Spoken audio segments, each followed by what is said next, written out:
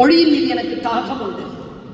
மொழியை இறைவனால் மட்டும்தான் படைக்க முடியும் என்பதில் நான் உறுதியாக இருக்கிறேன். மொழி மனிதனால் படைக்கப்பட்டு விடவே முடியாது. அதுவும் தமிழ் மொழி இருக்குது.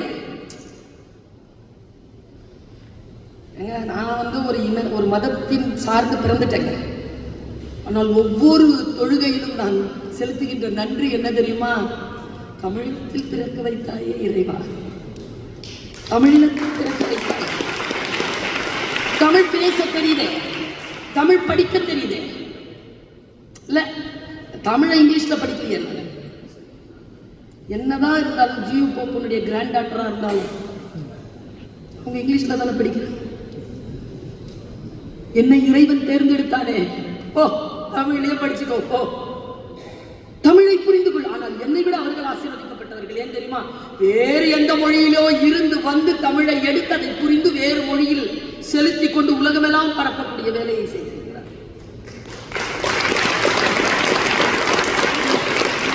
நான் பேசுறது அவங்களுக்கு புரியலன்னு நான் நினைக்கல.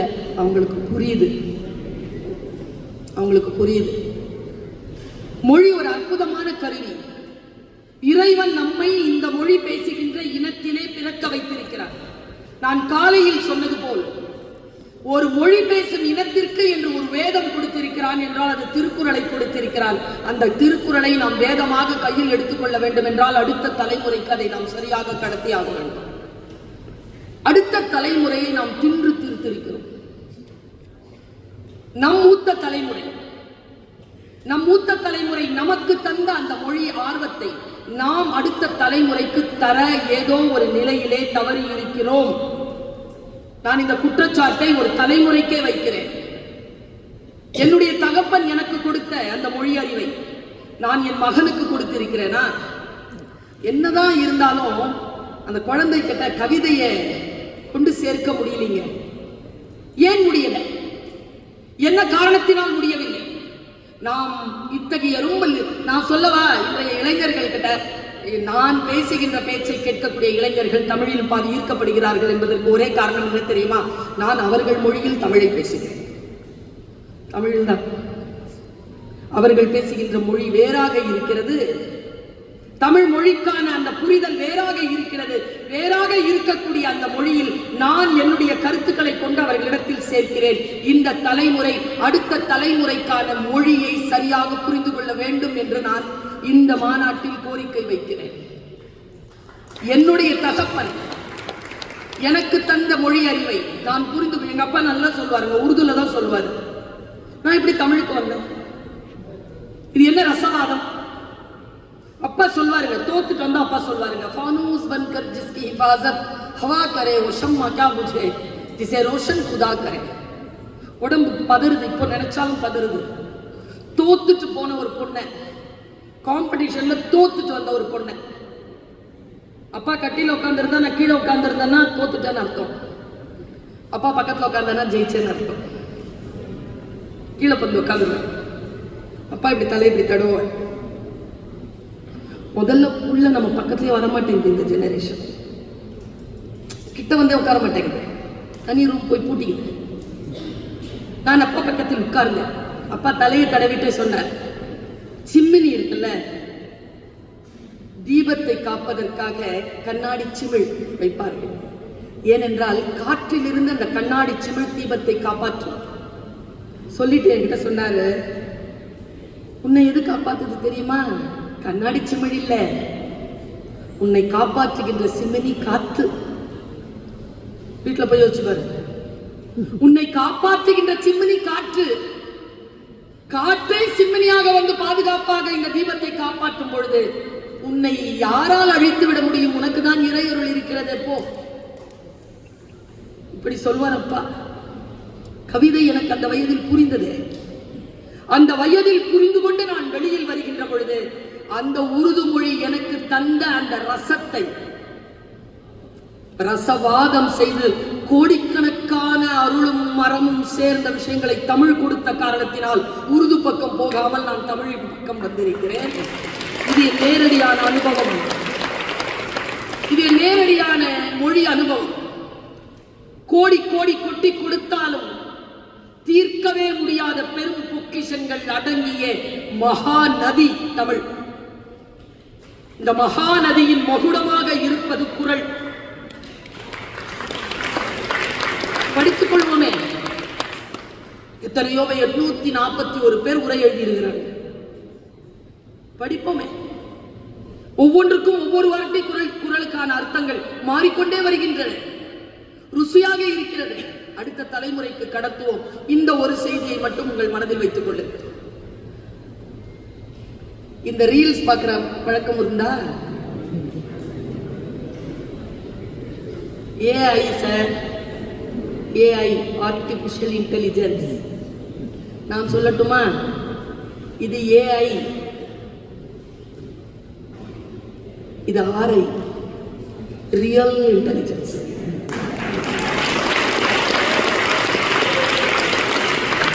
ஆர்டிபிஷியல் இல்ல, இட்ஸ் ரியல்.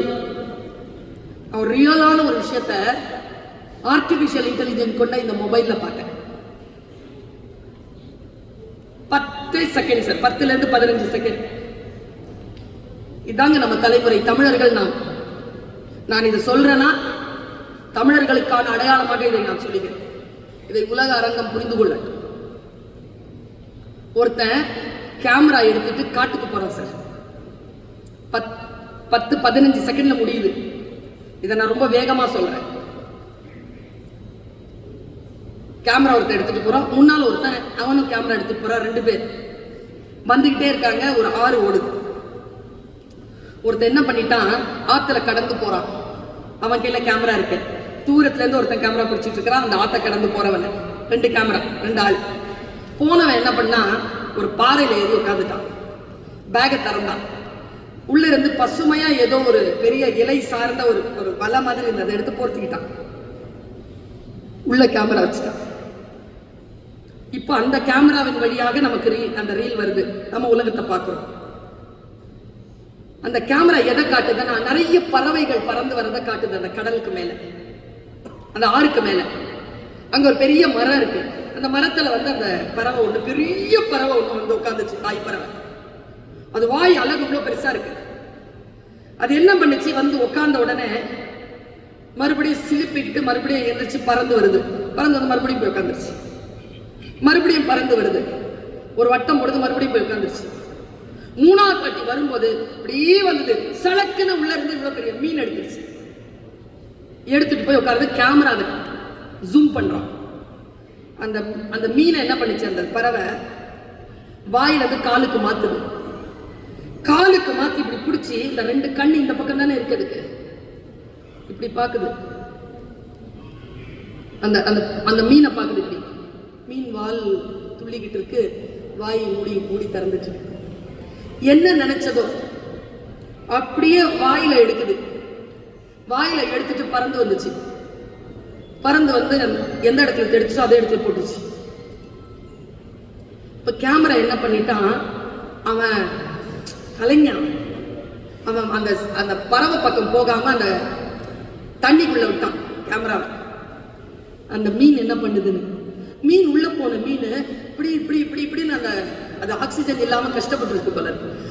அது மூச்சு வாங்கிட்டு கொஞ்ச நேரம் இப்படி மேல வந்துச்சுங்க. மேல வந்து இப்படி ஒரு சிலுப்பு சிலுத்துச்சு பாருங்க. அது கீழே இந்த அவ்வளவு முட்டைகள். காட்சியை பார்த்து நான் அப்படியே ஸ்டன் ஆயிட்டேன்.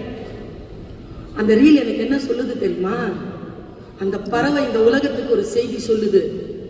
நான் மீனை இறையா சாப்பிடுவேன், ஆனா ஒருபோதும் தலைமுறையை சாப்பிடுவதில்லை.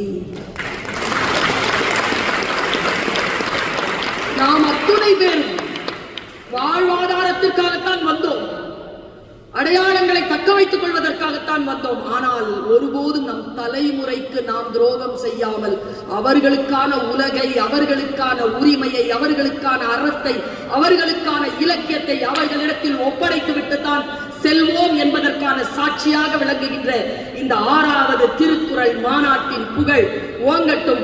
அடுத்த தலைமுறைக்கு அறம் போய் சேரட்டும் என்று சொல்லி வாய்ப்பளித்தமைக்கு நன்றி பாராட்டி நன்றி. வணக்கம்.